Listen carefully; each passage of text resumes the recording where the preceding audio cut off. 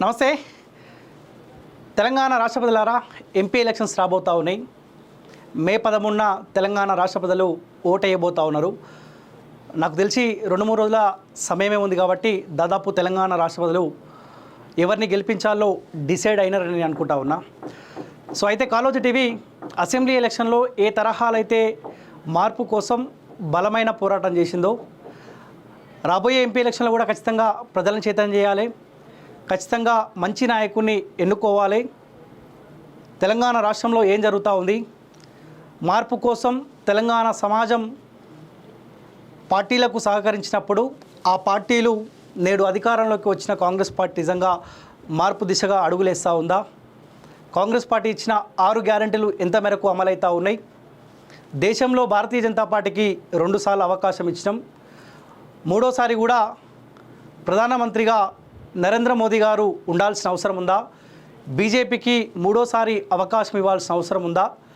లేకపోతే తెలంగాణ రాష్ట్రంలో 2 దఫాలుగా కేసీఆర్కి మనం అవకాశం ఇచ్చినాం, ఏ మార్పు అయితే తెలంగాణ సమాజం కోరుకుందో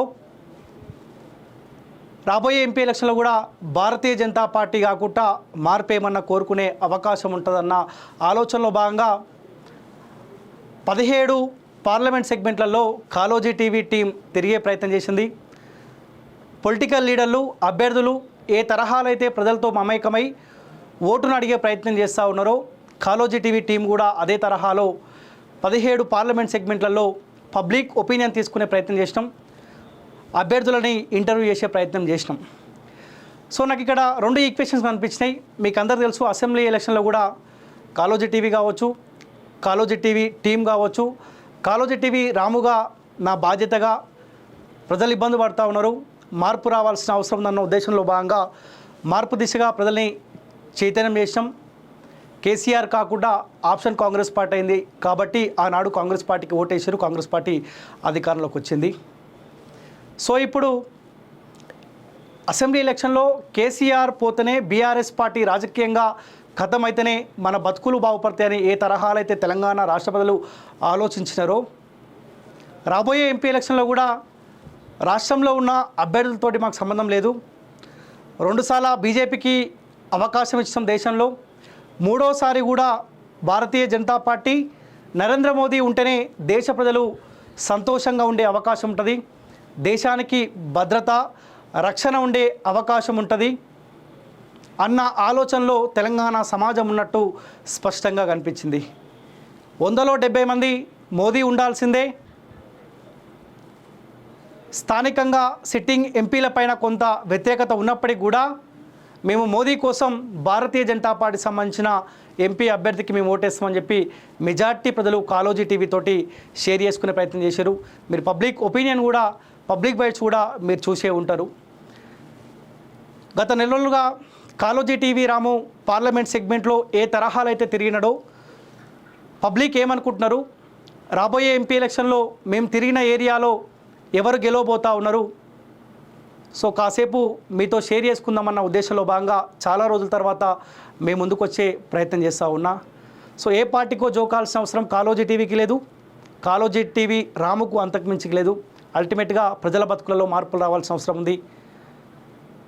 మార్పు కోసం మనం ప్రయత్నం చేస్తూ ఉన్నాం, మార్పు వచ్చింది, ప్రజల బతుకులలో మార్పులు రావాల్సిన అవసరం ఉందన్న ఆలోచనలో భాగంగా ప్రజల్ని చైతన్యం చేసుకుంటూ వస్తూ ఉన్నాం. కాంగ్రెస్ పార్టీకి కూడా ఇక మీరు విన్నపం అనుకుంటారా, సూచన అనుకుంటారా, రిక్వెస్ట్ అనుకుంటారా, డిమాండ్ అనుకుంటారా, మీ పార్టీ అధికారంలోకి వచ్చి 150 రోజులు కావస్తూ ఉంది. బీఆర్ఎస్ పార్టీ పైన 10 సంవత్సరాల పరిపాలన పైన ఏ తరహాలో అయితే వ్యతిరేకత కనిపించిందో కాంగ్రెస్ పార్టీ పైన కూడా గ్రౌండ్లో రియాలిటీ చూస్తూ ఉంటే, పబ్లిక్తో మాట్లాడే ప్రయత్నం చేస్తూ ఉంటే బీఆర్ఎస్ పార్టీ పైన అయితే ఏ తరహాలో వ్యతిరేకత ఉండేనో అసెంబ్లీ ఎలక్షన్ల కంటే ముందు కాంగ్రెస్ పార్టీ పైన కూడా అదే తరహాలో విపరీతమైన వ్యతిరేకత కనిపిస్తూ ఉంది. మరి కాంగ్రెస్ పార్టీ సంబంధించిన ఎమ్మెల్యేలకు, ఎంపీ అభ్యర్థులకు, రాష్ట్ర ముఖ్యమంత్రి, ప్రజా ముఖ్యమంత్రి అని చెప్పుకుంటున్న రేవంత్ రెడ్డి కావచ్చు, లేకపోతే మంత్రులకు కావచ్చు, మరి అర్థమైతే లేదా ప్రజలు ఇబ్బందులు పడుతూ ఉంటే సో వాళ్ళకే వదిలేస్తూ ఉన్నా. ఏదేమైనప్పటికీ 6 గ్యారంటీల విషయంలో ప్రజలు ఇబ్బంది పడుతున్నట్టు మాత్రం నాకు స్పష్టంగా అనిపించింది. 6 గ్యారంటీలు చూసి ప్రజలు కాంగ్రెస్ పార్టీకి ఓటు వేయకపోయినప్పటికీ కానీ కానీ అరే మనం మార్పు కోరుకున్నాం, నిజంగా ఏమన్నా మన బతుకులలో మార్పులు కనిపిస్తే ఏమన్నా ఆలోచనలో భాగంగా ప్రజలు అనుకుంటారు, అరే మార్పు వచ్చింది, 4 నెలలు దాటుతూ ఉన్నది, అరే నిజంగా మన బతుకుల్లో ఏం మార్పులు కనిపిస్తలేవు కదా. ఆనాడు రేవంత్ రెడ్డి చెప్పిండు 100 రోజులలో 6 గ్యారెంటీలు అమలు చేస్తామని చెప్పిండు. మరి 100 రోజులలో 6 గ్యారెంటీలు అమలు అయితే లేవు. ఒక ఉచిత బస్సు తీసుకొని వచ్చిండు. ఆ ఉచిత బస్సు వల్ల మహిళలు బస్సులో ప్రయాణిస్తున్న తరంలో కొట్లాటలు మనం చూస్తూ ఉన్నాం. ఆటో కార్మికులు రోడ్ల మీద పడ్డ పరిస్థితి చూస్తూ ఉన్నాం. జీరో బిల్ అని చెప్పారు, కొన్ని ప్రాంతాల్లో జీరో బిల్ వస్తూ ఉంది, కొన్ని ప్రాంతాల్లో ఆ 200 యూనిట్ల లోపైన కూడా వాళ్ళు బిల్లు కడుతున్న పరిస్థితి మనం ఇవన్నీ చూసినాం. సో ఓవరాల్గా 6 గ్యారెంటీలు ప్రజలకు అవసరం లేకపోయినప్పటికీ కూడా ఇచ్చిన హామీ నిలబెట్టుకోవాల్సిన బాధ్యత కాంగ్రెస్ పార్టీ మీద ఉన్న నేపథ్యంలో కాంగ్రెస్ పార్టీ పైన ఆ ఆప్షన్లో భాగంగా ఖచ్చితంగా సో వ్యతిరేకత పూర్తి స్థాయిలో కనిపించే ప్రయత్నం చేసింది. అయితే పార్లమెంట్ సెగ్మెంట్ల వారీగా అభ్యర్థుల బలాలేంది బలహీనలేంది కాసేపు మీతోటి షేర్ చేసే ప్రయత్నం చేసుకుంటా. సో ఖచ్చితంగా కాలోజీ టీవీ వాస్తవాలు చెప్తుంది. 17 పార్లమెంట్ సంబంధించింది. సో ఈరోజు మీకు కొన్ని పార్లమెంట్ సంబంధించిన విశ్లేషణ, ఎవరు గెలవబోతూ ఉన్నారు, ఎవరిని ప్రజలు కోరుకుంటున్నారు, ఎందుకు ఇతర పార్టీ సంబంధించిన నాయకులు ఎందుకు వద్దనుకుంటున్నారో కాసేపు మీతో షేర్ చేసే ప్రయత్నం చేస్తా. దానికి తోడు ప్రజలారా ఈ వీడియో అందరికీ షేర్ చేసే ప్రయత్నం చేయండి. వాస్తవాలు ఏందో ప్రజలకు తెలియాల్సిన అవసరం ఖచ్చితంగా ఉన్నది. సో నేను అందుకే పెట్టిన ఎంపీ ఎలక్షన్స్పై సంచలన సర్వే గ్రౌండ్ రిపోర్ట్ తర్వాత లైవ్లో కాలోజీ టీవీ రాము అని ఎందుకు టైటిల్ ఇచ్చినంటే, సో నేను గత నెల రోజులుగా గ్రౌండ్లోనే తిరిగిన, కంప్లీట్ కాలోజీ టీవీ ఆఫీస్కు దూరంగా ఉన్న ప్రజలతో మమేకమైన, అన్ని పార్టీ సంబంధించిన నాయకులతోటి కలిసే ప్రయత్నం చేసిన, పార్టీలతో సంబంధం లేని పేద ప్రజలను కూడా వాళ్ళని మందలిచ్చే ప్రయత్నం చేసిన. ఏం కోరుకుంటా ఉన్నారు, మోదీ ఉండాల్సిన అవసరం ఉందా, లేకపోతే కాంగ్రెస్ పార్టీ కనిపిస్తూ ఉంది, కాంగ్రెస్ పార్టీకి అవకాశం ఇస్తారా, ఇట్లా డిఫరెంట్ ప్రశ్నలు వాళ్ళ ముందుంచిన. దానికి తోడు ప్రతి ఒక్కరిని రేవంత్ రెడ్డి పరిపాలన ఎలా ఉంది, 6 గ్యారెంటీలు అమలు అవుతా ఉన్నాయా, సో ఇట్లా చాలా ప్రశ్నలు వాళ్ళ ముందుంచే ప్రయత్నం చేసిన. ఒకసారి మీరు కూడా పబ్లిక్ బైట్స్ చూస్తే మీకు కూడా అర్థమయ్యే పరిస్థితి ఉంటుంది. సో ఒకసారి పార్లమెంట్ సెగ్మెంట్ల వారీగా డిస్కస్ చేసుకునే ప్రయత్నం చేద్దాం. సో ఒకసారి ముగ్గురు అభ్యర్థుల ఫోటో పెట్టిన భువనగిరి పార్లమెంట్లో గెలుపవరిది. భువనగిరి నుంచి నేను స్టార్ట్ చేస్తాను, ఎందుకంటే భువనగిరి నా ప్రాంతం, నేను అక్కడే పుట్టి పెరిగిన, నా ప్రజలు ఉంటారు. సో మనం సంతోషంగా ఉన్నప్పటికీ కూడా నా ప్రాంత ప్రజలు, భువనగిరి పార్లమెంట్ పరిధిలో ఉన్న ప్రజలు కూడా సంతోషంగా ఉండాలన్న ఆలోచనలో భాగంగా భువనగిరి నుంచి నేను సో మీకు అక్కడ ప్రజలు ఏం కోరుకుంటారో కాసేపు ఎక్స్ప్లెయిన్ చేసే ప్రయత్నిస్తా. ఇక్కడ నుంచి ముగ్గురు అభ్యర్థులు కనిపిస్తూ ఉన్నారు. కాంగ్రెస్ పార్టీ అధికార పార్టీ నుంచి చామల కిరణ్ కుమార్ రెడ్డి పోటీ చేస్తూ ఉన్నాడు. బీజేపీ నుంచి మాజీ ఎంపీ బూర నర్సయ్య గౌడ్ పోటీ చేస్తూ ఉన్నాడు. బీఆర్ఎస్ పార్టీ జాతీయ పార్టీ నుంచి క్యామ మల్లేష్ యాదవ్ పోటీ చేస్తూ ఉన్నాడు. చామల కిరణ్ కుమార్ రెడ్డి గురించి మాట్లాడుకుంటే, ఇక నేను చెప్పే కంటే ముందు మీకు ఒక వీడియో చూపించే ప్రయత్నం చేస్తా. ఇక ఆ వీడియోతోటే మీకు ఒక క్లారిటీ వచ్చే అవకాశం ఉంటుంది. నేను అభ్యర్థిని ఎక్కడ కించపరచట్లేదు, పోటీ అందరూ చేయొచ్చు. నేను పబ్లిక్తో మమేకమై అభ్యర్థులు మీకు పరిచయమేనా అన్నప్పుడు పబ్లిక్ ఏమన్నారో ఒక్కసారి మీరు చూసే ప్రయత్నం చేయండి ప్రజలారా. వాస్తవాలు చెప్తాం, ఎవరి మీద మాకు కోపం లేదు. దయచేసి ఈ వీడియో ఒకసారి చూడండి. ఆయన గురించి ఏమన్నా తెలుసా? ఎవరిని చూడలేక చామల కిరణ్ పరిచయమైన గతంలో మీకు, అంటే ఈ మధ్యలో వచ్చిందా? ఈ మధ్యలో వచ్చింది పరిచయం ముఖం అంతే. చామల కిరణ్ కుమార్ రెడ్డి మీకు తెలుసా? ముగ్గురు అభ్యర్థులలో ఇంతవరకు చామల కిరణ్ కుమార్ రెడ్డి అనే వ్యక్తి అసలు భువనగిరి కాన్స్టిట్యున్సీకి పరిచయం లేని వ్యక్తి.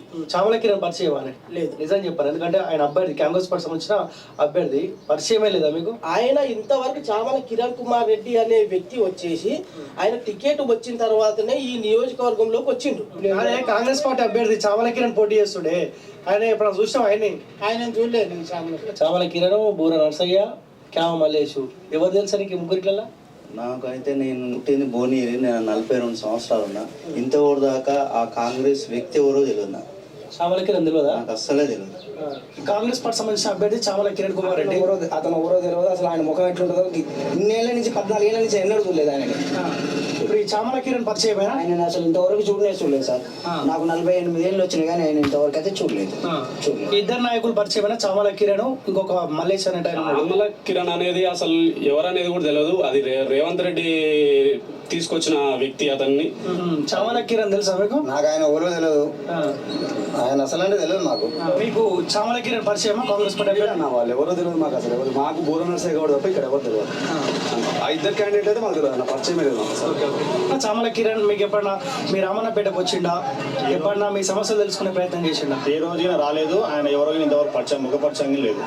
ఆయన ఏదో రేవంత్ రెడ్డి తీసుకొచ్చి ఈ రోజు ఏదో ప్రచారం చేపించింది కానీ ఆయన ముఖపరిచయం లేదు, ప్రజలలాగిన ఏ రోజు లేని వ్యక్తి ఆయన. చామల కిరణ్ కుమార్ రెడ్డి తెలుసా మీకు? ఇప్పుడు వచ్చింది కొత్తగా, చూడలేదు. Okay, first time. Chamala Kiran తెలియదా? వాళ్ళు మాకైతే తెలియదు, తెలుగు తెలుసా ఆయన? చామల కిరణ్ తెలుసానే?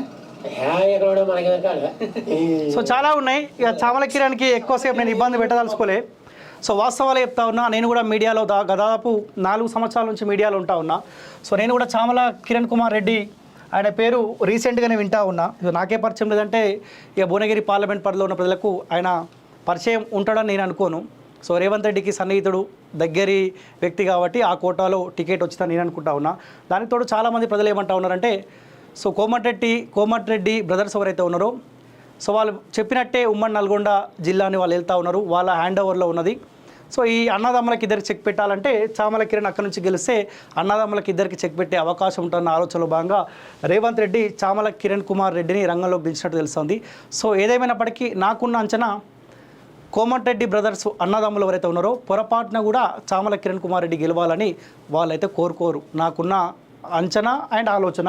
సో ప్రజలు కూడా అదే అనుకుంటారు. మాకు మంచో చెడో ఈ ఇద్దరు అభ్యర్థులతోటి కొంత సంబంధాలు ఉన్నాయి. చామల కిరణ్ అంటే మాకు ఎవరో తెలియదు, ఎందుకు ఆయన కోటేస్తాం? నేను వాళ్ళకి ప్రశ్న అడగకముందే వాళ్ళే చెప్తారు, అరే మాకు చామల కిరణ్ అయితే తెలియదు, గతంలో ఈయన బూర నర్సయ్య గౌడ్ ఎంపీగా పనిచేసింది కాబట్టి మా బీసీ బిడ్డ అంటా ఉన్నాను. నిజంగా భువనగిరి ప్రజలకు మీ బిడ్డగా చెప్తా ఉన్నా, నిజంగా మీకు పాదాభివందనం. ఒక చలనం అయితే మీలో కనిపిస్తూ ఉంది. బీసీలని గెలిపించుకోవాలన్న ఆలోచన మీలో కనిపిస్తూ ఉంది. ఎందుకంటే గతంలో చాలాసార్లు 2009లో కోమటిరెడ్డి రాజగోపాల్ రెడ్డికి ఎంపీగా గెలిపించుకున్నాం. 2014లో బూర నర్సయ్య గౌడ్ అక్కడి నుంచి గెలిచిండు. 2019లో కోమటిరెడ్డి వెంకటరెడ్డి నల్గొండ నుంచి ఎమ్మెల్యేగా ఓడిపోతే ఆనాడు భువనగిరి ప్రజలు హక్కున చేర్చుకొని ఆయన ఎంపీగా గెలిపించినారు. సో ఇప్పుడు మళ్ళీ ఎంపీ ఎలక్షన్స్ రాబోతూ ఉన్నాయి. ప్రజలు ఆలోచిస్తూ ఉన్నారు, అన్నదమ్ములు ఎక్కడ పోటీ చేసినా కానీ మనం దగ్గర తీసుకున్నాం కదా, మన బీసీ బిడ్డలు ఉన్నారు కదా, మన బీసీ బిడ్డలకు ఓటు వేసుకుందాం, గెలిపించుకుందాం అన్న ఆలోచనకి భువనగిరి పార్లమెంట్ పరిధిలో ఉన్న ప్రజలు ఆ ఆలోచనకు వచ్చినట్టు మనకు అర్థమవుతుంది. సో ఏదేమైనప్పటికీ కాలోజీ టీవీ కూడా పదే పదే చెప్తా ఉంది, ప్రజలారా ఆలోచించాల్సిన అవసరం ఉన్నది. నిజంగా చామల కిరణ్ కుమార్ రెడ్డి భువనగిరి ప్రాంతం కోసం, భువనగిరి పార్లమెంట్ పరిధిలో ఉన్న 7 అసెంబ్లీ నియోజకవర్గాల కోసం ఈయన బలమైన పోరాటం చేస్తే, లేకపోతే వచ్చిన మార్పులో కాంగ్రెస్ పార్టీ నిజంగా భువనగిరి పార్లమెంట్ పరిధిలో ఉన్న ప్రజల కోసం ఏమన్నా బతుకులలో మార్పుల కోసం ఏమైనా పనిచేస్తే చామల కిరణ్ కుమార్ రెడ్డికి ఓటేయండి, ఓటేయకని కూడా నేను చెప్పట్లేదు. కానీ మన బీసీలం ఏ బీసీలు అయితే ఓట్లేసి రెడ్డీలకు అవకాశం ఇస్తారో, మరి ఆ రెడ్డీలు మన బీసీల కోసం ఏమన్నా చేస్తారో ప్రజలారా ఒక్కసారి ఆలోచించండి. ఇప్పుడు మన బీసీలు గెలిస్తే మనం పోయి ఆ బీసీ దగ్గర పోయి కూర్చొని కొట్లాడి మన సమస్యల పరిష్కారం కోసం కొట్లాడే అవకాశం ఉంటుంది. ఈ రెడ్డి దగ్గరికి పోయి మనం కొట్లాడి మన సమస్యల పరిష్కారం కోసం మాట్లాడే అవకాశం ఉంటుందా ప్రజలారా ఒక్కసారి ఆలోచించండి. కాసేపు బూర నర్సయ్య గౌడు ఆ పువ్వు గుర్తు ఆ కాషాయపు కండువ పక్కకు పెట్టండి, కాసేపు క్యామ మల్లేష్ ఆ గులాబీ కండువ ఆ కారు గుర్తు పక్కకు పెట్టండి. ఏం జరుగుతూ ఉంది భువనగిరి పార్లమెంట్ పరిధిలో, నల్గొండ ఉమ్మడి జిల్లాలలో ఏం జరుగుతూ ఉంది? ఏమన్నా మనకు పరిచయం ఉన్న వాళ్ళకే మనం అవకాశం ఇస్తా ఉన్నామా, లేకపోతే మన ఓటుని మనం పైసలు తీసుకొని అమ్ముకుంటున్నాం? ప్రజలారా ఒక్కసారి ఆలోచించండి. ఈసారి కూడా చామల కిరణ్ కుమార్ రెడ్డి అక్కడి నుంచి గెలిస్తే కోమటిరెడ్డి వెంకరెడ్డి చేతిలో అధికారం ఉంది, రాజగోపాల్ రెడ్డి చేతిలో అధికారం ఉంది. రేపు పొద్దుగాల పార్లమెంట్ పరిధిలో అయిన ఎంపీగా గెలిస్తే ఆ రెడ్డిలే కదా ఉమ్మడి జిల్లాను మొత్తం వేలే అవకాశం ఉంటుంది. ఇప్పటికీ ఆ రెడ్డిలే ఆ జిల్లాని వెళ్తూ ఉన్నారు.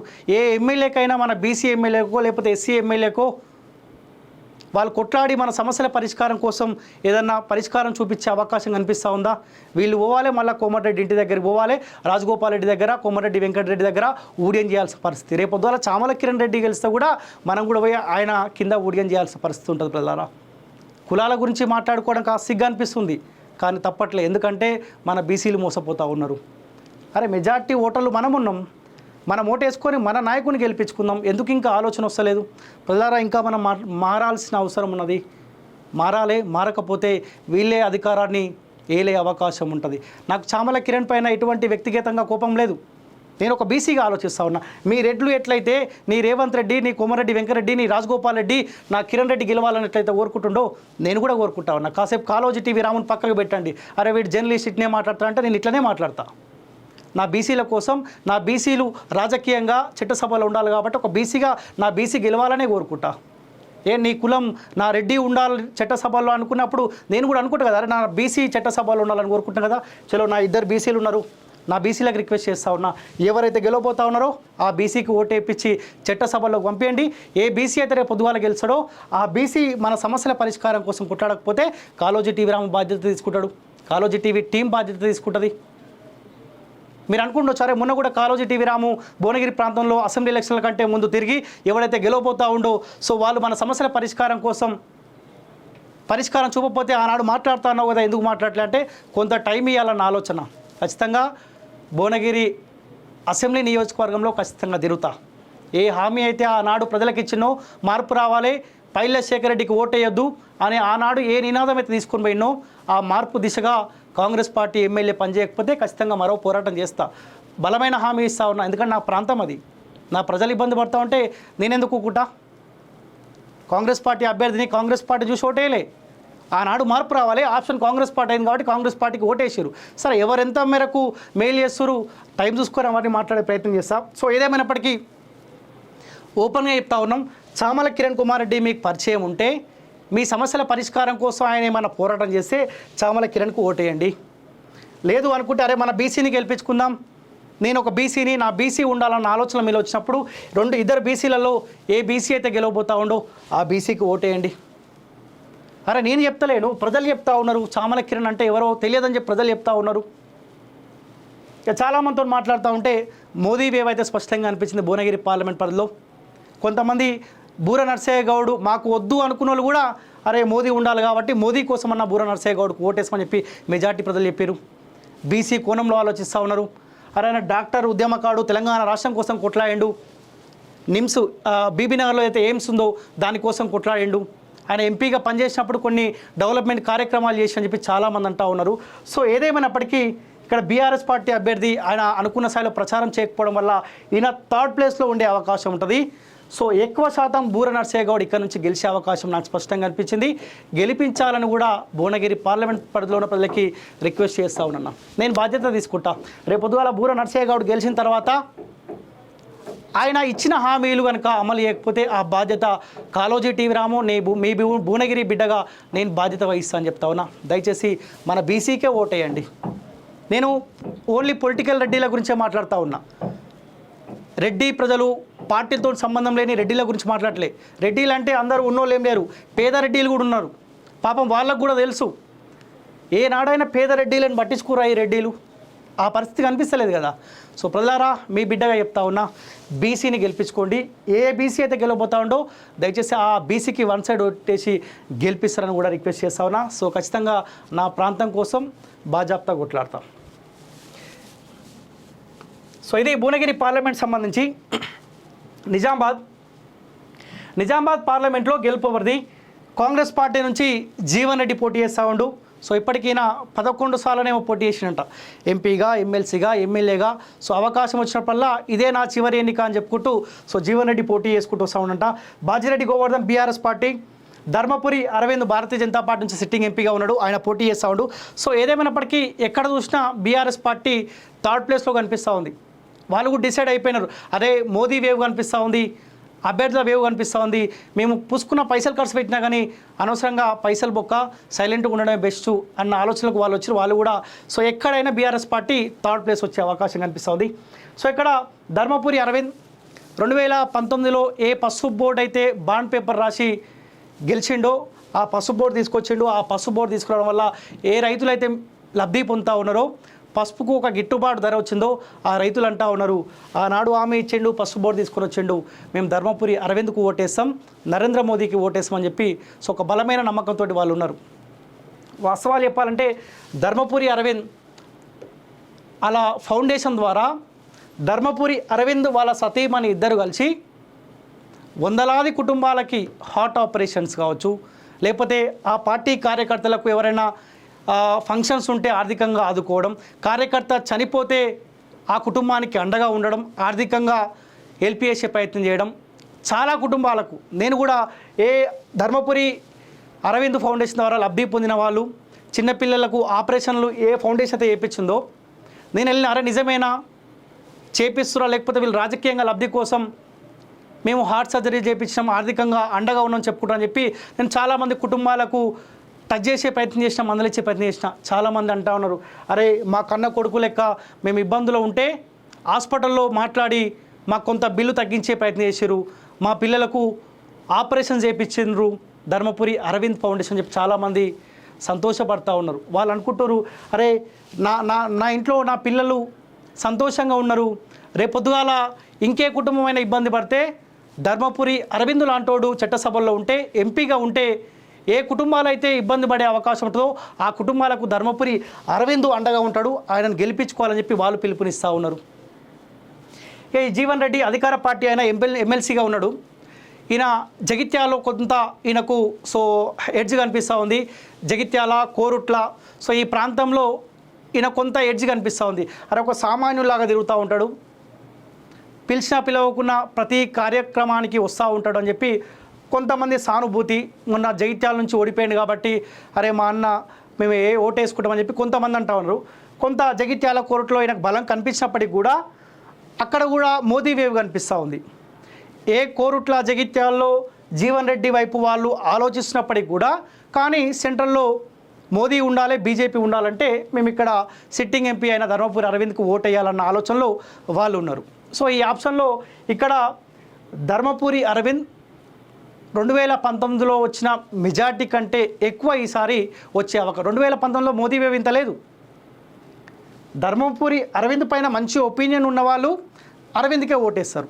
ఒకవేళ అరవింద్ పైన ఏమైనా వ్యతిరేకత అనిపించిన వాళ్ళు కూడా పొరపాటున అనిపిస్తే కూడా అరే అక్కడ మోదీ ఉండాలంటే మంచో చెడో ఈయనకే ఓటేయాలన్న ఆలోచనలో వాళ్ళు ఉన్నారు. మీరు చూడొచ్చు, చాలా పబ్లిక్ బైట్స్ నేను చాలా తిరిగిన, చాలా ప్రాంతాలు తిరిగిన, విపరీతమైన ఎండలు కొడతా ఉన్నాయి, 40 degrees అబోవ్ ఎండలు కొడతా ఉన్నాయి. అయినా తిరగాల్సిన బాధ్యత మన పైన ఉంది కాబట్టి చాలామందిని పార్టీలకు అతీతంగా మందలిచ్చే ప్రయత్నం చేసిన.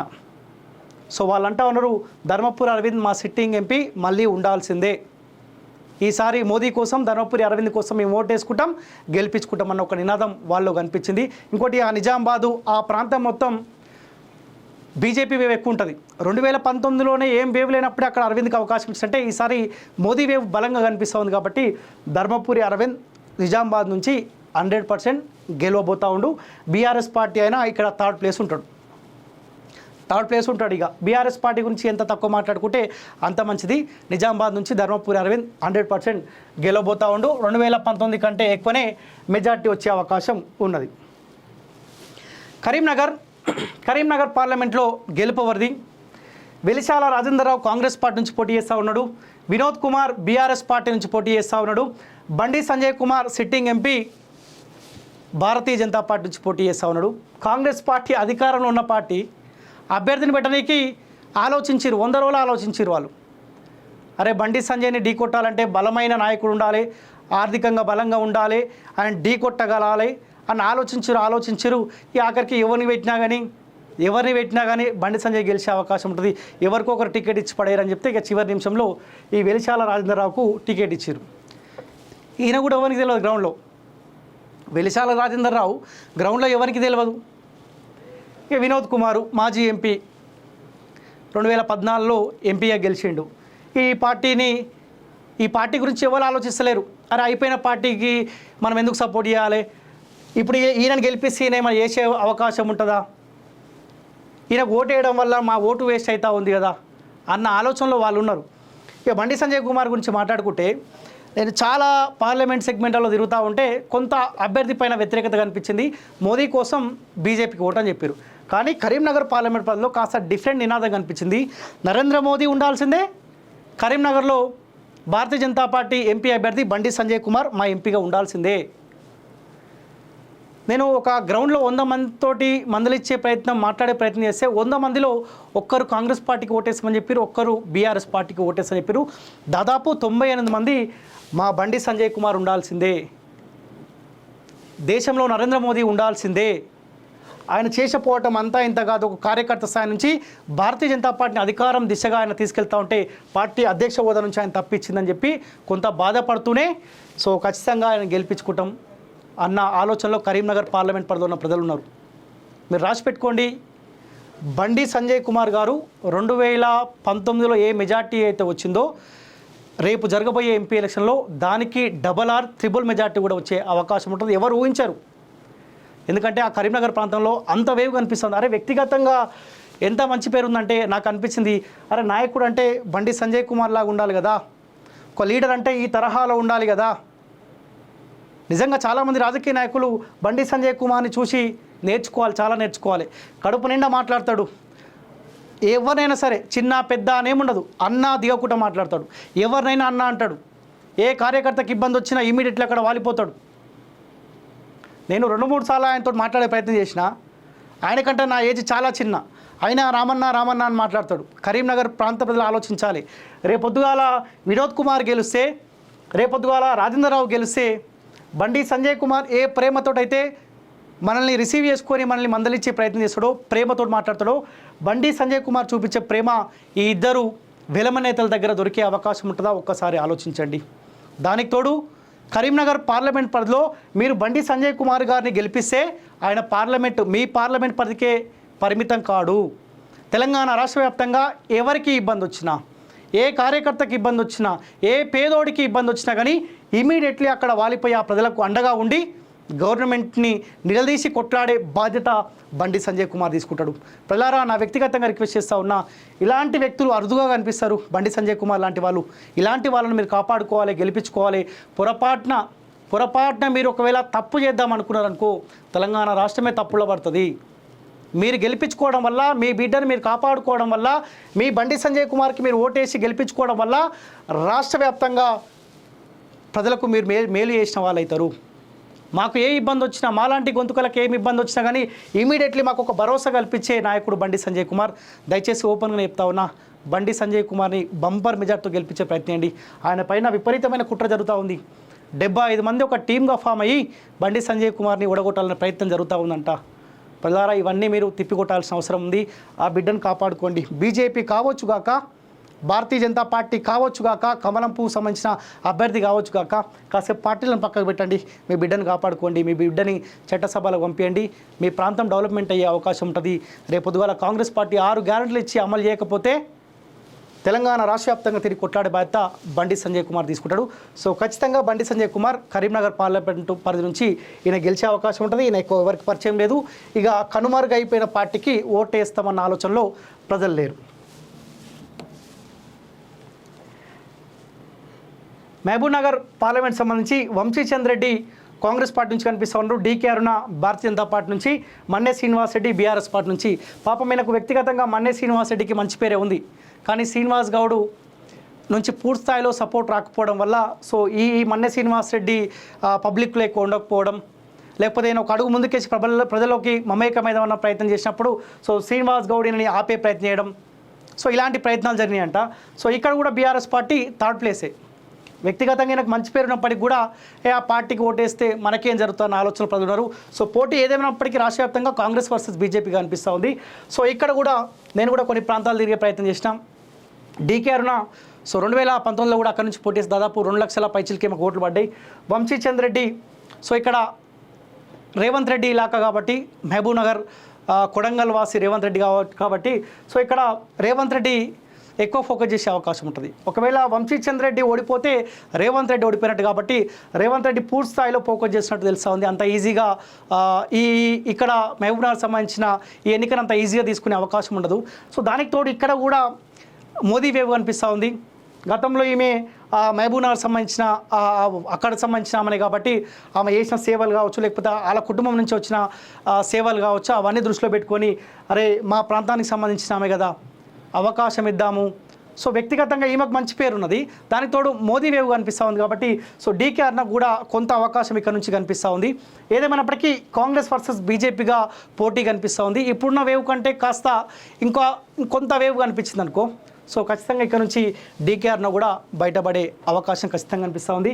ఇక్కడ ఎందుకు ఇక్కడ గట్టి పోటీ అని ఎందుకంటా ఉన్నంటే సో ఇక్కడ అభ్యర్థిగా రేవంత్ రెడ్డి రిస్క్ తీసుకునే అవకాశం ఉంటుంది. ఒకవేళ ఇక్కడ వంశీచంద్ర రెడ్డి ఓడిపోతే రేవంత్ రెడ్డి ఓడిపోయినట్టు కాబట్టి రేపొద్దుగాల ఏ వర్గం అయితే రేవంత్ రెడ్డిని తప్పించాలనే ప్రయత్నం చేస్తూ ఉన్నారు, అరే రేవంత్ రెడ్డి ఇలాకాలని కాంగ్రెస్ పార్టీ ఓడిపోయిందని చెప్పే అవకాశం ఉంటుంది. కాబట్టి రేవంత్ రెడ్డి కొంత రిస్క్ తీసుకుంటున్నట్టు తెలుస్తా ఉంది. దానికి తోడు ఆర్థికంగా కూడా ప్రజలకి ఓటుకు నోటు ఇవ్వాలన్న ఆలోచనలో కాంగ్రెస్ పార్టీ వచ్చిందంట. ఏదేమైనప్పటికీ రెండు పార్టీల మధ్య ఇక్కడ టఫ్ ఫైట్ కనిపిస్తూ ఉంది. సో మోదీ వేవ్ కనుక ఇంకా బలంగా ముందుకెళ్తే డీకే అరుణ ఇక్కడ నుంచి బయటపడే అవకాశం కనిపిస్తూ ఉంది. మన్నే శ్రీనివాస్ రెడ్డి థర్డ్ ప్లేస్లో ఉంటాడు. దానికి తోడు ఈ కాంగ్రెస్ పార్టీ ముదిరాజులకు మొన్న ముదిరాజులు వన్ సైడ్ మహబూబ్నగర్లో ఓటేసారు, కానీ ముదిరాజులకు ఒక మంత్రివర్గంలో ఒక అవకాశం ఇవ్వకపోయి, ఓ కార్పొరేషన్ లేదు, ఏది లేకపోయి ముదిరాజులు దాదాపు 60,000 మంది ఓటర్లు మహబూబ్నగర్ టౌన్లో ఉన్నారు. వాళ్ళు వన్ సైడ్ మేము బీజేపీకి ఓటేస్తామని చెప్తారు. ఏ కాంగ్రెస్కి అయితే పూర్తి స్థాయిలో సపోర్ట్ చేసారో ఆ ముదిరాజులంతా ఏకగ్రీవ తీర్మానం చేసేవారు మేము బీజేపీకి ఓటేస్తామని చెప్పి.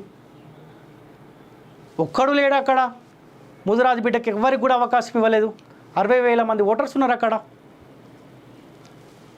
సో డీకే అరుణకు కూడా మంచి అవకాశం మహబూబ్నగర్ నుంచి కనిపిస్తూ ఉంది. నాగర్ కర్నూలు పార్లమెంట్లో కాంగ్రెస్ పార్టీ నుంచి మల్లు రవి పోటీ చేస్తూ ఉన్నాడు. RS Praveen Kumar BRS party నుంచి పోటీ చేస్తూ ఉన్నాడు. పోతుగంటి భరత్ బీజేపీ నుంచి పోటీ చేస్తూ ఉన్నాడు. పోతుగంటి రాములు సిట్టింగ్ ఎంపీ ఎవరైతే ఉన్నారో వాళ్ళ కుమారుడు సో భారతీయ జనతా పార్టీలో జాయిన్ కాగానే పార్టీ కూడా సో యువ కోటాలో యువత రాజకీయాలకు రావాలన్న ఉద్దేశంలో భాగంగా పోతుగంటి భరత్కు టికెట్ ఇచ్చారు. సో ఏ బహుజనవాదంతో అయితే ఆర్ఎస్ ప్రవీణ్ కుమార్ తెరపైకి వచ్చిండో ఇక ఆయన బీఆర్ఎస్ పార్టీలో పోగానే నాగర్ కర్నూలు నుంచి ఆయనకి ఎంపీ టికెట్ ఇచ్చారు. అక్కడ బహుజనవాదం పెద్దగా వర్కౌట్ అయ్యే అవకాశం ఏమాత్రం కూడా కనిపిస్తలే. కొంత నాగర్ కర్నూలులో ఆర్ఎస్ ప్రవీణ్ కుమార్ కొంత పరిచయం ఉన్నప్పటికీ కూడా మిగతా నియోజకవర్గాలు వస్తూ ఉంటే అరే ఆర్ఎస్పీ మీద మాకు గౌరవం ఉండే, బీఎస్పీలో ఆయన ఉన్నప్పుడు రాష్ట్ర అధ్యక్షుడు ఉన్నప్పుడు అరే మా బహుజనుల కోసం కొట్లాడుతూ ఉండు, దగ్గర తీసుకునే ప్రయత్నం చేసాం. కానీ ఏ బహుజనులు అయితే బీఆర్ఎస్ పార్టీ అనగదొక్కిందో, ఏ కేసీఆర్ అయితే బహుజనులని రాజకీయంగా ముందుకు తీసుకెళ్లే ప్రయత్నం చేయలేదో సో ఆయన సంకన ఆర్ఎస్ ప్రవీణ్ కుమార్ చేయడం కాబట్టి ఆర్ఎస్ ప్రవీణ్ కుమార్ కూడా మా కొద్దు అన్న క్లారిటీలో నాగర్ కర్నూలు ప్రజలు కనిపిస్తూ ఉన్నారు. ఇక మల్లు రవి సో ఎవరైనా కాదన్నా బలమైన నాయకుడే. ఈయనకు ఢిల్లీలో సలహాదారుడుగా ఏదో ఇచ్చింది పార్టీ, అది వదులుకొని నేను ఎంపీని అయితే ఎంపీగా పోటీ చేస్తానని ఈయన వచ్చినాడు. సో ఇక్కడ నేను కొంతమంది ప్రజలతో మాట్లాడినా అక్కడ కూడా మోదీ వేవ్ కనిపిస్తూ ఉంది. ఇక యువత అయితే వన్ సైడు పోతుగంటి భరత్ అన్నకు మేము అవకాశం ఇస్తాం, యువత రాజకీయాల్లోకి రావాలి, మా యువత బాధ పోతుగంటి భరత్ అన్న గెలిస్తే మమ్మల్ని పట్టించుకునే అవకాశం ఉంటుంది. చాలాసార్లు మల్లు రవికి అవకాశం ఇచ్చినాం, మేము కూడా మార్పు కోరుకుంటా ఉన్నాం, యువ కోటాలో మాకు పోతుగంటి భరత్ కావాలని ఆలోచనలు వాళ్ళు ఉన్నారు. సో ఏదేమైనప్పటికీ ఇక్కడ కూడా కాంగ్రెస్ వర్సెస్ బీజేపీగా అనిపిస్తూ ఉంది. దానికి తోడు మొన్న నేను గ్రౌండ్ రిపోర్ట్లో ఉన్నప్పుడే అన్నమలై వచ్చిండు, తమిళనాడు సంబంధించిన అధ్యక్షుడు వచ్చిండు. ఆయన వచ్చిన తర్వాత ఇంకా పోతుగంటి భరత్కి ఇంకా బలం చేకూరినట్టు తెలుస్తూ ఉంది. ఇంకా కాస్త బీజేపీ వేవ్ ముందుకెళ్ళినట్టు కనిపిస్తూ ఉంది. ఇంకా కొంత ప్రయత్నం చేస్తే పోతుగంటి భరత్ కూడా నాగర్ కర్నూలు నుంచి బయటపడే అవకాశం ఉంటుంది. ఇక్కడ BRS party RS Praveen Kumar గారు థర్డ్ ప్లేస్లో ఉంటారు. మంచి పేరుండే ఆర్ఎస్ ప్రవీణ్ కుమార్ అంటే మాకు కూడా గౌరవం ఉండే, ఇప్పటికి కూడా గౌరవమే. కాకపోతే ఆ కండువా కప్పుకున్నారు, ఆ కారు గుర్తుతోటి ఏ కారు గుర్తు అయితే ప్రజలకు ఇబ్బంది పెట్టిందో ఆ కారు గుర్తుతోటి ముందుకు పోతుంది. కాబట్టి ఇక కనుమరుగైపోయిన పార్టీ గురించి ప్రజలు ఆలోచించే అవకాశం లేదు. సో అక్కడ ఒకనొక ఏమంటారంటే రాజకీయంగా హత్యలు ఉండయి, ఆత్మహత్యలు అంటారు కదా. సో సారు వారు రాజకీయంగా ఆయనంతలో ఆయనే ఆత్మహత్య చేసుకునే పరిస్థితి కనిపిస్తూ ఉంది. రెండు పార్టీలు కాంగ్రెస్ వర్సెస్ బీజేపీగా ఉంటుంది. అన్నమలై వచ్చిన తర్వాత కొంత వేవ్ పెరిగినప్పటికీ కూడా ఇంకా కొంత ప్రయత్నం చేస్తే ఇక్కడ నుంచి పోతుగంటి భరత్ బయటపడే అవకాశం ఉంటుంది. మీరు పబ్లిక్ బైట్స్ కూడా ఒకసారి చూడవచ్చు, యువత ఏమంటున్నారు, ఎవరిని కోరుకుంటారో దయచేసి మీరు కూడా ఒకసారి చూడొచ్చు. సికింద్రాబాద్ దానం నాగేందర్ కాంగ్రెస్ పార్టీ నుంచి పోటీ చేస్తూ ఉండు, కత్తి పద్మారావు గౌడ్ బీఆర్ఎస్ పార్టీ నుంచి పోటీ చేస్తూ ఉండు, Kishan Reddy sitting MP BJP నుంచి పోటీ చేస్తూ ఉన్నాడు. దానం నాగేందర్ ఈయన ఎమ్మెల్యే, బీఆర్ఎస్ పార్టీని వీడిండు, అధికారం ఎక్కడ ఉంటే మనం అక్కడే ఉండాలి, మనం ఆస్తులను కాపాడుకోవాలని చెప్పి ఈయన కాంగ్రెస్ పార్టీ కండువా కప్పుకోగానే ఇక కాంగ్రెస్ పార్టీకి దానం నాగేందర్కి మించిన నాయకులు లేడని చెప్పి దానం నాగేందర్కు టికెట్ ప్రకటించారు. కత్తి పద్మారావు గౌడ్ ఈయన కూడా ఎమ్మెల్యేగా ఉన్నాడు. మరి ఈయనని ఎంపీగా ఇక్కడ అంశం ఏంటంటే కిషన్ రెడ్డిని గెలిపించనీకే పద్మారావు గౌడ్కు బీఆర్ఎస్ పార్టీ టికెట్ ఇచ్చిన చర్చ కూడా జరుగుతూ ఉంది. కిషన్ రెడ్డిని బీజేపీ కార్యకర్తలు లేకపోతే నరేంద్ర మోదీ ఏవో గెలిపించాల్సిన అవసరం లేదు, కేసీఆర్ దగ్గర ఉండి కిషన్ రెడ్డిని గెలిపిస్తాన చర్చ బలంగా గ్రౌండ్లో జరుగుతూ ఉంది. మంచో చెడో కిషన్ రెడ్డి ఇక్కడ నుంచి మళ్ళీ గెలిచే అవకాశం ఉన్నది. ఎందుకంటే దానం నాగేందర్ చరిత్ర మన అందరికీ తెలుసు, ఆనాడు ఉద్యమకారులపైన కర్రలు పట్టుకొని తిరిగిన ఆయన. సో ఈయనకు కొన్ని ప్రాంతాలలో ఈ సికింద్రాబాద్ ఈ ప్రాంతాల్లో సో పజ్జన్న అంటారు, పద్మారావు గౌడ్ని ప్రేమతో పిలిపించుకుంటారు. సో అక్కడ ఆ ప్రాంతంలో ప్రజలకు దగ్గర ఉంది కాబట్టి కొంతమంది అరేమో పద్మారావు గౌడు ఆల్రెడీ ఎమ్మెల్యేగా ఉండి మళ్ళీ ఎంపీగా పోటీ చేసి ఓడిపోయి ఇజ్జత్ తీసుకునే ప్రయత్నం చేస్తూ ఉండా, లేకపోతే కేసీఆరే పద్మారావు గౌడ్ని బలి చేసే ప్రయత్నం చేస్తూ ఉండా అన్న చర్చ కూడా జరుగుతూ ఉంది. మీరు ఆలోచించండి, ఆల్రెడీ ఎమ్మెల్యేగా ఉన్నాడు, ఈయనకు పోటీ చేయాల్సిన అవసరం లేదు. కానీ పద్మారావు గౌడ్ ఆలోచించాలి, రేపు పొద్దుగాల టికెట్ నీకు వచ్చింది ఓడిపోయినామనుకో, సో మీ ఇజ్జత్ మీరే తీసుకున్నట్టు. అరే టికెట్ ఇచ్చే గెలిచినాం అయ్యాను అంటే పొద్దుగాల కేసీఆర్ అంటాడు. సో ఇక్కడ 100% కిషన్ రెడ్డి గెలిచే అవకాశం కనిపిస్తూ ఉంది. ఇక్కడ ఈ సిటీ ప్రాంతం కాబట్టి చదువుకున్న వాళ్ళు ఎక్కువ ఉంటారు. సో వాళ్ళకి ఈ 10 సంవత్సరాల కాలంలో దేశానికి నరేంద్ర మోదీ ఏం చేసిండు, కిషన్ రెడ్డి అభ్యర్థిగా ఆయన చెప్పకపోయినప్పటికీ కూడా వాళ్ళు చదువుకొని ఉన్నారు కాబట్టి గతంలో కాంగ్రెస్ పార్టీ పరిపాలించినప్పుడు పరిపాలన ఎట్లా ఉండే, ఇప్పుడు ఎట్లా ఉందన్న క్లాట్లో వాళ్ళు ఉన్నారు కాబట్టి మోదీ వేవు, కిషన్ రెడ్డి వేవు అన్నీ కలిసి వచ్చి అభ్యర్థులపైన ఉన్న వ్యతిరేకత కిషన్ రెడ్డి కలిసి వచ్చే అవకాశం ఉంటుంది. సికింద్రాబాద్ ఎవరెవరన్నా కాదన్నా కిషన్ రెడ్డి అక్కడి నుంచి గెలుస్తున్నాడు. మల్కాజ్గిరి సునీతా మహేందర్ రెడ్డి కాంగ్రెస్ పార్టీ నుంచి, రాగిడి లక్ష్మారెడ్డి బీఆర్ఎస్ పార్టీ నుంచి, ఈటల రాజేందర్ భారతీయ జనతా పార్టీ నుంచి పోటీ చేస్తూ ఉన్నారు. ఈమె సునీతా మహేందర్ రెడ్డి తాండూరులో పోటీ చేసి కానీ కొండా విశ్వేశ్వరరెడ్డి కొంత టైట్ వారు ఉండే అవకాశం ఉంటుండే. ఈమె తాండూరులోనే ఎక్కువ పరిచయం లేదు, ఈమెని మల్కాజ్గిరిలో రంగంలోకి దింపినారు. ఎప్పుడైతే ఈ ఇద్దరు అభ్యర్థులకు బీఆర్ఎస్ పార్టీ రాగి లక్ష్మారెడ్డికి సునీతా మహేందర్ రెడ్డికి కాంగ్రెస్ పార్టీ టికెట్ ఎప్పుడైతే ప్రకటించారో అప్పుడే ఈటల రాజేందర్ గెలుపు ఆనాడే ఖరారైంది. ఎవరికి పరిచయంలో ఈయన ఉప్పల్లో కొంత పరిచయం అనుకుంటా, మిగతా సెగ్మెంట్లలో అసెంబ్లీ సెగ్మెంట్లలో ఈయన పరిచయం లేదు. ఈమె తాండూరు వాసి. ఇప్పుడు వీళ్ళు నాన్ లోకలు, ఈయన నాన్ లోకల్ అనే అసత్య ప్రచారం చేసే ప్రయత్నం చేస్తారు. ఈయన ఉన్నది షామీర్పేటలో, మంత్రిగా ఉన్నప్పుడు ఎమ్మెల్యేగా ఉన్నప్పుడు ఈయన షామీర్పేట ప్రాంతంలో ఉన్నాడు. షామీర్పేట ఎక్కడికి వస్తుంది, మల్కాజ్గిరి ప్రాంతంలోకి వస్తుంది. ఆ బెల్ట్లో మిడిల్లో ఉంటాడు, ఈయన షామీర్పేటలో ఉంటాడు. ఈ బీసీ నేత పైన ఓడగొట్టాలనే ప్రయత్నం ఇద్దరు రెడ్డిలు చేస్తూ ఉన్నారు. కానీ కాంగ్రెస్ పార్టీ బీఆర్ఎస్ పార్టీ ఆలోచించుకోవాలి, ఎప్పుడైతే ఈ ఇద్దరు అభ్యర్థులు తెరపైకి వచ్చారో అప్పుడే ఈటల రాజేందర్ గారి గెలుపు ఖరారు అయిపోయింది. ఈటల రాజేందర్ పైన ఒక భారీ కుట్ర జరుగుతూ ఉంది. ఈటల రాజేందర్ సంబంధించిన ఒక ప్రధాన అంశడు గతంలో ఈటల రాజేందర్ కోసం పనిచేసిన ఆయన ఈటల రాజేందర్ని ఒడగొట్టాలని చెప్పి హుజురాబాద్లో అసత్యపు పబ్లిక్ బైట్స్ తీసుకొని ఈ 2 రోజుల్లో సర్క్యులేట్ చేసే ప్రయత్నం చేస్తారంట. ఇవన్నిటిని తిప్పికొట్టాలి ప్రజలారా, మన బీసీలను మనం కాపాడుకోవాలి. కులం గురించి మాట్లాడుతున్నా అని వేరే రకంగా అనుకోకండి. సో ఖచ్చితంగా ఈటల రాజేందర్ లాంటి వాళ్ళు చట్టసభలో ఉండాల్సిందే. ఎందుకంటే మన గురించి ఆలోచించినాడు కదా, ఉద్యమకారుడు కదా, కేసీఆర్ చేతిలో మోసపోయిన బిడ్డ కదా, మన కోసం ముందుకు వస్తూ ఉండు కదా. హుజురాబాద్లో ఓడగొడితే అరే నా మల్కాజ్గిరి కన్నా మేలేద్దామన్న ఉద్దేశంతోటి ఎంపీకి ఇక్కడి నుంచి పోటీ చేస్తూ ఉండు కదా. ఒకవేళ ఈయన గెలుస్తాడు 100%. గెలిచిన తర్వాత అవసరమైతే కేంద్ర మంత్రివర్గంలో కూడా ఈటల రాజేందర్కి వచ్చే అవకాశం ఖచ్చితంగా అనిపిస్తూ ఉంది. సో ఏదేమైనప్పటికీ ఇక్కడ ఎంత తక్కువ మాట్లాడుకుంటే అంత మంచిది. ఈమె నాన్ లోకల్, ఈయన ఎక్కువ పరిచయం లేదు. రాష్ట్ర వ్యాప్తంగా మంచి గుర్తింపున్న బిడ్డ ఈటల రాజేందర్, ఉద్యమకారుడు, చాలామంది ఉద్యమకారులకు అండగా ఉన్నాడు. ఎవరికి ఇబ్బంది వచ్చినా అండగా ఉన్న బిడ్డ కాబట్టి ఇక్కడి నుంచి ఈటల రాజేందర్ గెలిచే అవకాశం ఉంటుంది. ఆయన గెలుపుని ఎవరు ఆపే అవకాశం ఉండదు. వరంగల్ కడియం కావ్య కాంగ్రెస్ పార్టీ నుంచి పోటీ చేస్తూ ఉంది. ఆరూరి రమేష్ భారతీయ జనతా పార్టీ నుంచి పోటీ చేస్తూ ఉండు. సో ఈయన సంజీవ్ అనుకుంటేనే పేరు, సో పేరు తప్పుపడ్డది, సుధీర్ కుమార్ అనుకుంటా, జెడ్పీ చైర్మన్ సుధీర్ కుమార్ అనుకుంటా. కడియం కావ్య ఈయన ముస్లిం ఆయన పెళ్లి చేసుకుంది. నేను ఎస్సీ అని చెప్పి మా ముందుకు వస్తూ ఉన్నది. సరే ఆ కోణం మనకు అవసరం లేదు. కడియం సిఆర్ పేరు చెప్పుకొని మా నాన్న మంత్రిగా పనిచేసిండు, మా నాన్నకు మంచి పేరు ఉంది, నా ముఖం చూడకుండా మా అయ్య ముఖం చూసి ఓటేయండి అని అడిగే ప్రయత్నం చేస్తూ ఉంది. కానీ వరంగల్ ప్రజలు అంటా ఉన్నారు మాకు కావాల్సింది అభ్యర్థి ముఖం కావాలి, అభ్యర్థి ముఖం చెల్లనప్పుడు మేము వాళ్ళ అయ్య ముఖం చూసి ఎందుకు ఓటేస్తామని చెప్పి ప్రజలు అంటా ఉన్నారు. నేను చిల్క జ్యోతిష్యం వరంగల్ పబ్లిక్ గార్డెన్లో తిరుగుతూ ఉన్నప్పుడు జ్యోతిష్యం చెప్పే వాళ్ళని అడిగిన. ఆరూరు రమేష్ గురించి, ఈ సుధీర్ కుమార్ గురించి, కడియం కావ్య గురించి అడిగితే కడియం కావ్య జ్యోతిష్యం చెప్పు అని ఆ చిలుకని ఆయన అడిగినప్పుడు ఆ చిలుకనే భయపడుతుంది. కడియం కావ్య ఆ కార్డు తీస్తలేదు. చిలుకకే కడియం కావ్య పైన నమ్మకం లేదు. ఇక ప్రజలకు ఎట్లా నమ్మకం ఉంటుంది? జ్యోతిష పైన చెప్పిండు.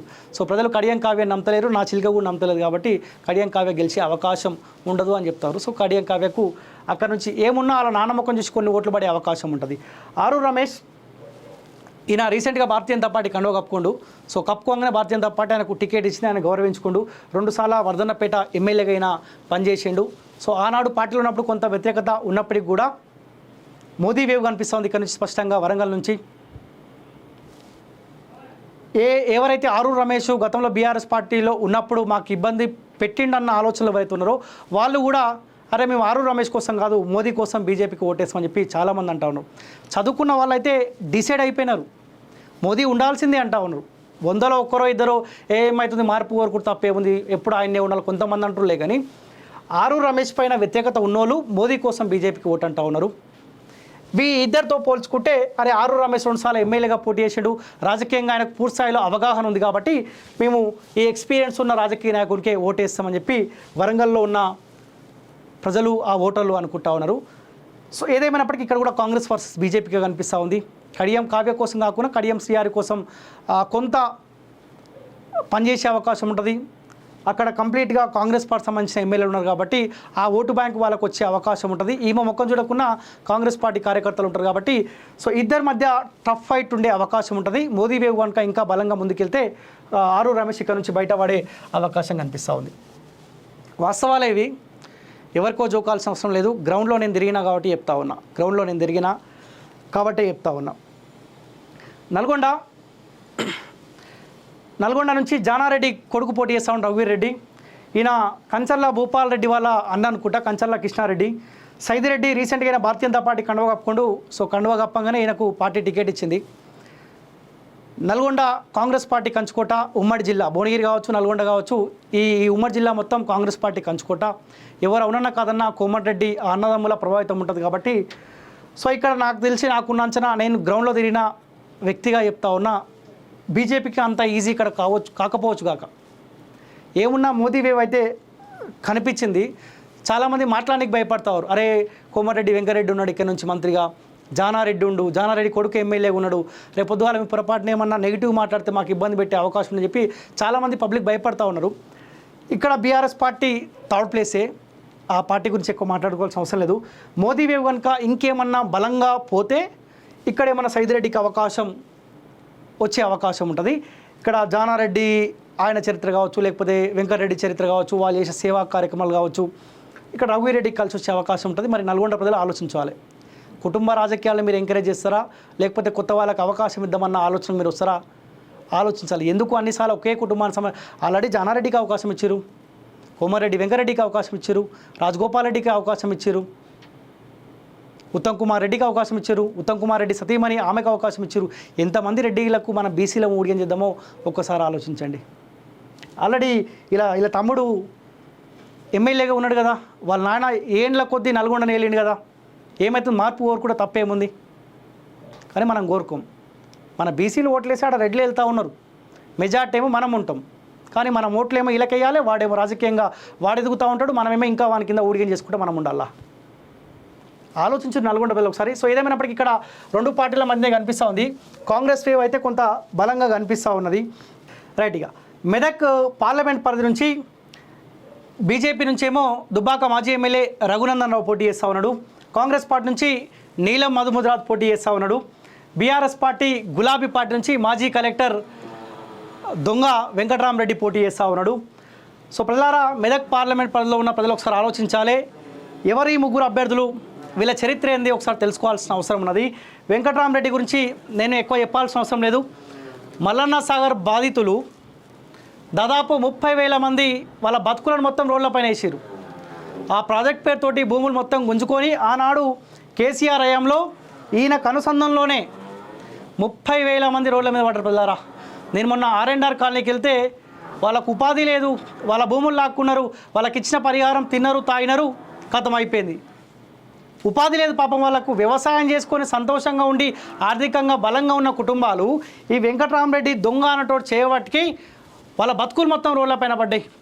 అడుక్కోవాల్సిన పరిస్థితి వాళ్ళు. నేను కొన్ని ప్రాంతాల్లో తిరుగుతూ ఉంటే వాళ్ళు అష్టచెమ్మ ఆడుతూ ఉన్నారు. వ్యవసాయం చేసుకోవాల్సిన రైతులు ఈ వెంకటరామరెడ్డి చేయబట్టికి వాళ్ళు రోడ్ల మీద పడ్డారు, అష్టచెమ్మ ఇతర ఆటలు ఆడుకుంటూ ఉన్నారు, అడుక్కొని భోజనం తింటూ ఉన్నారంట. ఆ ఉసురు వెంకటరామరెడ్డి అంటూ ఖచ్చితంగా తలగాలి. ఒక కలెక్టర్గా చేసిండు, ఎట్లా సాధ్యమైంది? ఈయనకు 1000 కోట్ల ఆస్తులు ఎట్లా ఎగబాకిండు? 100 కోట్లు పెట్టి ఒక ట్రస్ట్ చేస్తాడంట. ఎట్లా సంపాదించిన 100 కోట్లు? పొరపాటున కనుక వెంకటరామరెడ్డి మెదక్ నుంచి ఎంపీగా గెలిచిండు అనుకో, ఏ 30,000 మంది బతుకులు రోడ్లపైన పడ్డాయో రేపు పొద్దుగాల ఈయన గెలిస్తే మెదక్ పార్లమెంట్ ప్రజలు ఎవరైతే ఉన్నారో సంతోషంగా ఎవరైతే నివసిస్తూ ఉన్నారో వాళ్ళ బతుకులు మొత్తం బాజార్లోకి తీసుకొచ్చే బాధ్యత ఈయననే తీసుకుంటాడు. ప్రజలారా పొరపాటున కూడా ఎవరికన్నా ఓటు వేసుకోండి, కానీ వెంకటరామరెడ్డికి గులాబ్ పార్టీకి ఓటేయొద్దు దయచేసి రిక్వెస్ట్ చేస్తూ ఉన్నాం. ఒకవేళ ఓటు వేయాలన్న ఆలోచన ఉన్నోడు మల్లన్న సాగర్ బాధితుల దగ్గరికి ఒక్కసారి వెళ్ళి వాళ్ళని మందలిచ్చే ప్రయత్నం చేయండి. వాళ్ళు అంటారు మా ఉసురు వెంకటరామరెడ్డికి తగిలాలే, తగిలితే మేము చూస్తామంటారు. చాలామంది చనిపోయినారండి, హార్ట్ స్ట్రోక్ వచ్చి అనారోగ్య సమస్యలతోటి బెడ్ మీద పడి ఇంకా ఇబ్బంది పడుతూ ఉన్నారు. అరే నాకే బాధ అనిపించాయి, చాలా బాధ అనిపించింది. అందరు కోటీశ్వర్లే, మల్లన్న సాగర్ బాధితులు అంతా కోటీశ్వర్లే. ఆ కోటీశ్వర్లని బిచ్చగాళ్ళని చేసింది వెంకటరామరెడ్డి, కేసీఆర్. ఎందుకు ఆ కేసీఆర్ పార్టీకి ఓటేయాలి మనం? నీలం మధు ముదిరాజ్ కాంగ్రెస్ పార్టీ నుంచి పోటీ చేస్తూ ఉండు. ఈయన 3-4 పార్టీలు మారిండు, టీఆర్ఎస్ పార్టీ, కాంగ్రెస్ పార్టీ, బీఎస్పీ, మళ్ళీ కాంగ్రెస్ పార్టీ.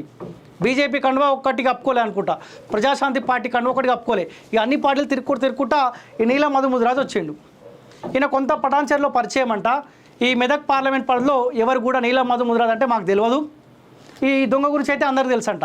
మాజీ కలెక్టరు మమ్మల్ని ముంచిండు, మమ్మల్ని మోసేసి కాబట్టి ఈయన కోటేయం అంటారు. కానీ కొంత ప్రభావం ఏంటంటే ఓటుకు పైసలు ఇచ్చో, బిర్యానీ ప్యాకెట్లు, బీర్ సీసాలు, కోటర్ సీసాలు ఇచ్చేవు. సో వాళ్ళ ప్రజలు ఈయన వైపు మలుచుకునే ప్రయత్నం చేస్తూ ఉండంట. పైసలు తీసుకోవాలి, కోటర్ సీసాలు తీసుకోవాలి, బీర్ సీసాలు తీసుకోవాలి, బిర్యానీ ప్యాకెట్లు తీసుకోవాలి. ఆ సంపద మనదే కాబట్టి ఓటు మాత్రం కారు గుర్తుకేయద్దు ప్రజలారా, మోసపోకరు దయచేసి. దుబాక మాజీ ఎమ్మెల్యే రఘునందన్ రావు బీజేపీ నుంచి పోటీ చేస్తూ ఉండు. దుబ్బాకలో నేను తిరుగుతూ ఉంటే చాలామంది బాధపడతారు. అరే ఎక్కడ తప్పు జరిగిందో తెలియదే, కానీ మేము రఘునందన్ రావుకి ఆ టైంలో ఓటేయలేకపోయినాం, కానీ ఈసారి మా బిడ్డను కాపాడుకుంటామని చెప్పి చాలామంది అంటూ ఉన్నారు. అరే రఘునందన్ రావు ఒక ప్రశ్నించే గొంతుగా, ఒక అడ్వకేట్. ఇప్పుడు వీళ్ళ చరిత్ర ఏంది, ఈయన చరిత్ర ఏందో ఒకసారి ఆలోచించండి. రఘునందన్ రావు చట్టసభల్లో అసెంబ్లీలో ఉంటే ప్రజల వాయిస్ని చట్టసభల్లో వినిపిస్తాడు, మన గొంతై అసెంబ్లీలో మాట్లాడే అవకాశం ఉంటుంది.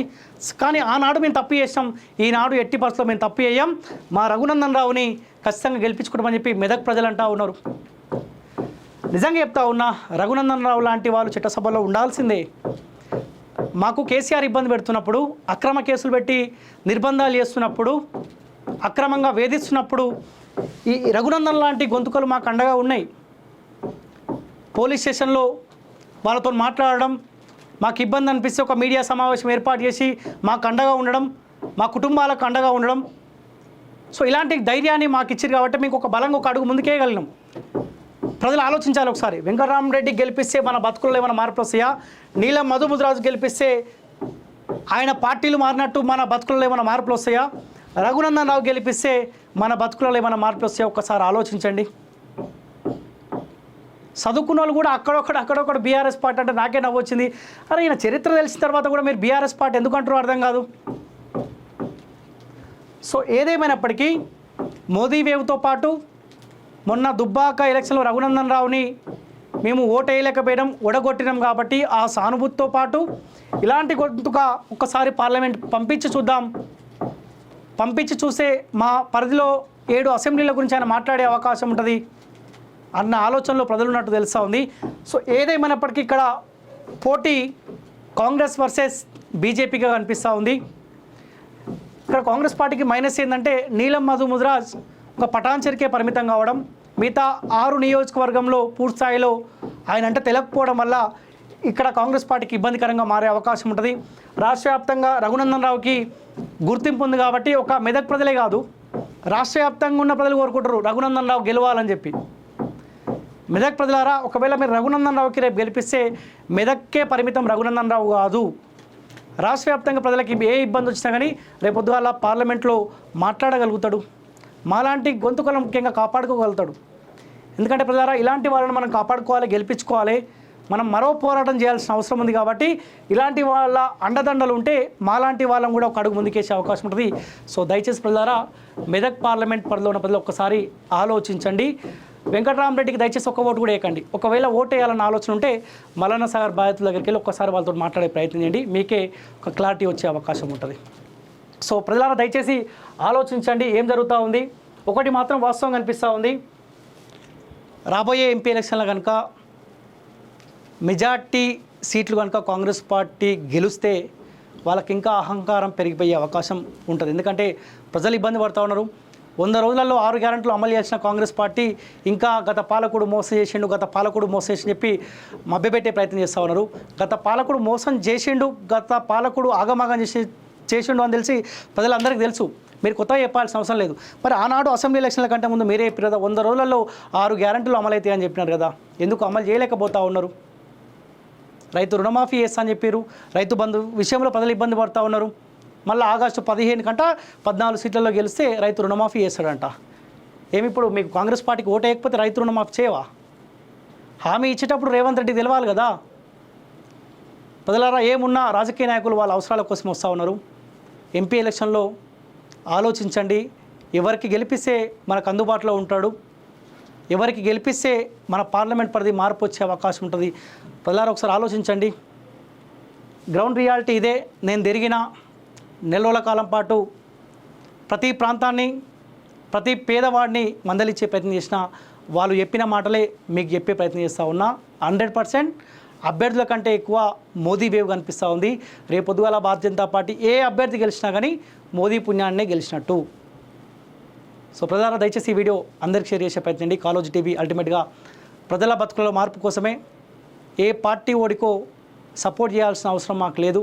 ఖచ్చితంగా 6 గ్యారెంటీల విషయంలో కాంగ్రెస్ పార్టీతో మరో బలమైన పోరాటం చేయాల్సిన బాధ్యత మనందరిపైన ఉంది. సో మా పోరాటానికి తెలంగాణ రాష్ట్ర ప్రజలు సహకరించాలని, దయచేసి ఇంకా కాలోజీ టీవీని ముందుకు తీసుకెళ్లాలని కూడా రిక్వెస్ట్ చేస్తూ ఉన్నా.